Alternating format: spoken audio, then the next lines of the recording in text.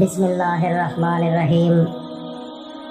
ناظرین، آج آپ کے سامنے جن ماں باپ کی اولاد نافرمان ہے اور وہ ماں باپ کی بات نہیں مانتے، سمجھانے کی کوشش کر کر کے تھک چکے ہیں، منتیں کر کر کے تھک چکے ہیں، لوگوں کو بھی بتا کر چیک کیا ہے کہ اس کو سمجھاؤ، لیکن اس کے باوجود وہ بچہ آپ کی بات ماننے سے انکار ہے۔ بظاہر کئی دفعہ مان بھی لیتا ہے لیکن بعد میں پھر نافرمانی کرتا ہے۔ کئی قسم کی وجوہات ہو، جو بھی ہو، جیسے بھی آپ کا ذہن یہ تسلیم کرتا ہو کہ یہ بچہ میری بات نہیں مانتا، ماں باپ کا بے ادب ہے، جو بات ہم کہتے ہیں وہ اس کو تسلیم کرنے کے لیے تیار نہیں۔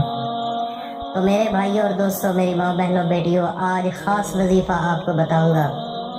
ناظرین، اگر آپ نے اس وظیفے کو صحیح طریقے سے کر لیا، وہ بچہ آپ کی زندگی کے اندر آپ کی مرضی کے بغیر کوئی قدم نہیں اٹھائے گا۔ اس دور کے اندر اتنے ماں باپ پریشان ہیں، اپنی اولاد کی وجہ سے پریشان ہے۔ اگر کوئی بیٹی ہے تو وہ بھی ماں باپ کی چوری چھپے بہت زیادہ غلطیوں کی مرتکب ہو رہی ہے اور ماں باپ کی شرمندگی کا باعث بن رہی ہے۔ تو اس کے علاوہ بچے بھی ایسے ہی ہیں، جو بات آپ ان کو کہتے ہیں بظاہر آپ کے منہ پر یہ کہہ دیتے ہیں کہ ٹھیک ہے پاپا ماما میں نہیں کروں گا، لیکن اس کے باوجود جب اکیلے ہوتے ہیں یا گھر سے باہر جاتے ہیں تو پھر وہی کام کرتے ہیں جو آپ نے منع کیا تھا۔ کئی دفعہ تو گھروں میں بالکل کھل کے وہ کہہ دیتے ہیں، اولاد خواہ وہ بچیاں ہیں یا بچے ہیں، اور والدین کے بالکل سامنے کھل کر بول جاتے ہیں کہ ہم نے یہ کام نہیں کرنا، اور ماں باپ کا پھر دل دکھتا ہے۔ تو جس انسان نے اپنے ماں باپ کا دل دکھایا، میں خدا کی قسم کھا کر کہتا ہوں کہ اپنی زندگی کے اندر وہ کبھی سکھ نہیں پا سکتا، اس کو سکون نہیں مل سکتا۔ اگر بظاہر وقتی طور پر اس کو محسوس ہو بھی کہ مجھے کچھ نہیں ہے، لیکن مرے گا تب جب تک وہ چیز وہ خود اپنے اوپر فیس نہ کرے۔ اس کے اوپر وہی ہوگا جو اس نے اپنے والدین کے ساتھ کیا۔ جس طرح اپنی زندگی میں اپنے والدین کے ساتھ دغا کیا، فراڈ کیا، جھوٹ بولا، نافرمانی کی، اسی طریقے سے مرنے سے پہلے اس کی اولاد بھی اس کے ساتھ یہی کام کرے گی۔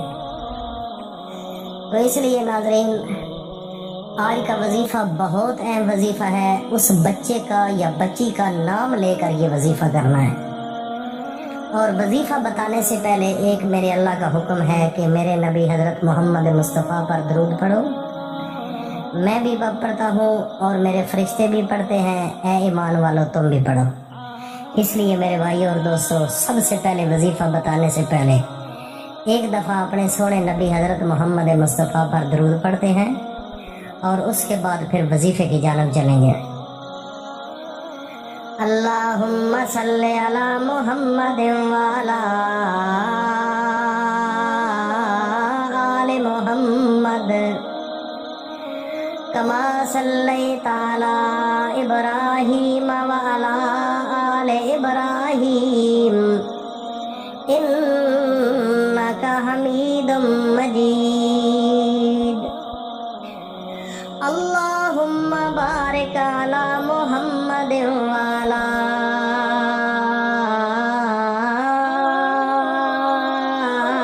آل محمد کما بارکت علی ابراہیم وعلی آل ابراہیم انک حمید مجید۔ یا میرے اللہ، ہمارا یہ درود اپنی بارگاہ عالیہ کے اندر منظور اور مقبول فرما۔ میرے بھائیوں اور دوستوں، ناظرین، یہ درود جو میں نے پڑھا ہے اس کو درود ابراہیمی کہتے ہیں، اور یہ نماز کے اندر پڑھا جاتا ہے۔ آپ نے سب سے پہلے پانی لینا ہے، پانی لے کر اکیلے کمرے میں بیٹھ جانا ہے، بچے کو نہیں پتہ لگنا چاہیے، और बाकी घर वालों को भी नहीं पता लगना चाहिए। ये वालदा भी कर सकती है अमल और वालिद भी अमल कर सकता है। अगर एक दूसरे को वालिदैन को पता चल जाए तो उसका कोई मसला नहीं।